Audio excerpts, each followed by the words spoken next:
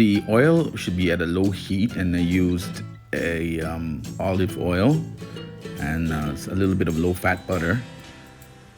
Then I added spices, the spices that are in there together with ginger and also garlic paste.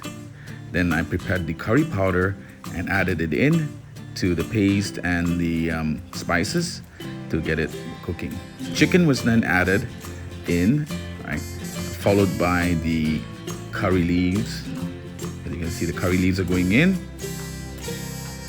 All right, and then I added in the almond paste. Right, then I turn up the fire and bring it to a boil. All right, until it is well cooked with the potatoes in, and voila, your dinner is ready. Smell the aroma and enjoy the delicious chicken curry.